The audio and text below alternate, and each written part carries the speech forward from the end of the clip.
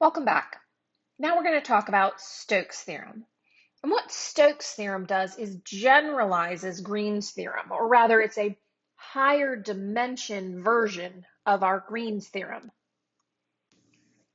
So when we were dealing with integrals in 2 dimensions, we used Green's theorem. So now that we know how to deal with surface integrals in 3 dimensions, we will use Stokes' theorem. So this relates the line integral to the surface integral.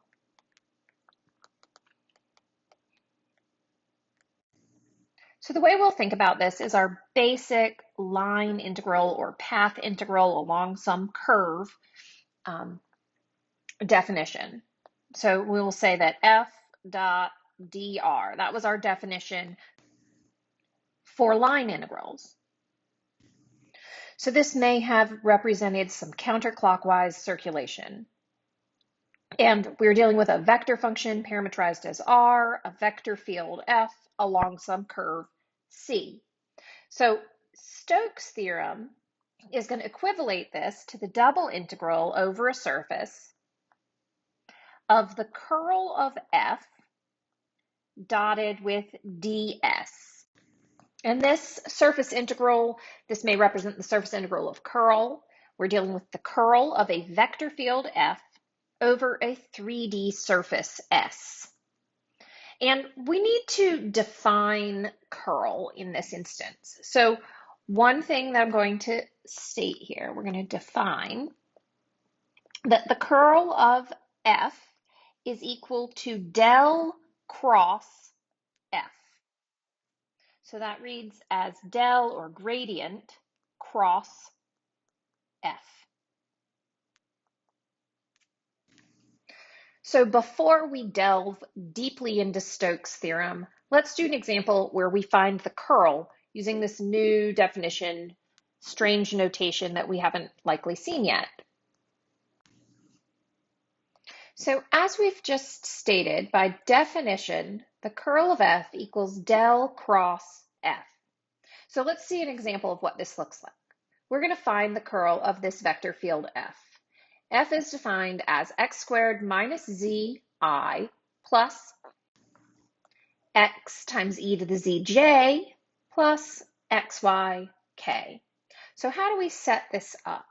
Well, the way we're going to do this, del cross f equals this determinant matrix set up as, I'm going to say I, j, and k as my first row. Then I'm going to write partial with respect to x, partial with respect to y, and partial with respect to z on my second row, and then each of my components from I, j, and k on the third row. So I have x squared minus z, x, e to the z, and xy. So let's calculate the determinant of this matrix. So I'll have I, and I'll have partial with respect to y of xy minus partial with respect to z of x e to the z.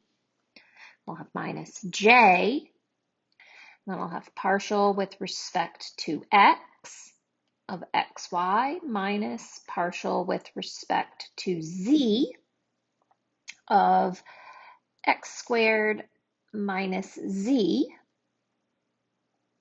And then plus, I'll have plus k down here. We'll have partial with respect to x of x e to the z minus partial with respect to y of x squared minus z.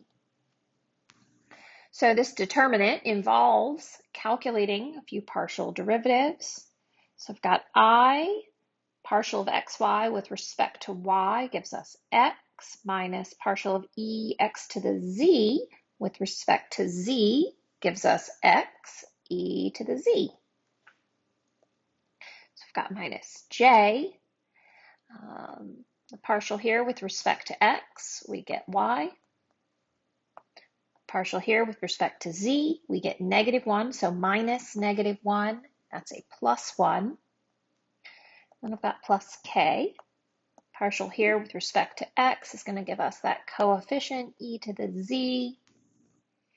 And I apologize that y looked messy, but partial of this with respect to y is minus 0, so I don't need to write that.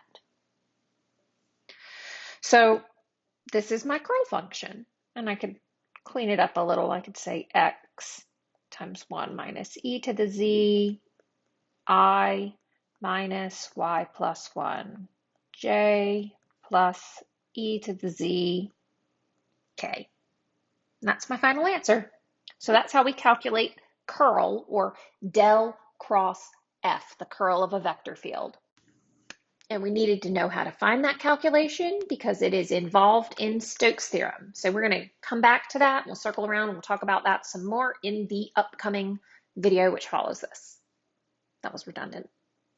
Good luck out there.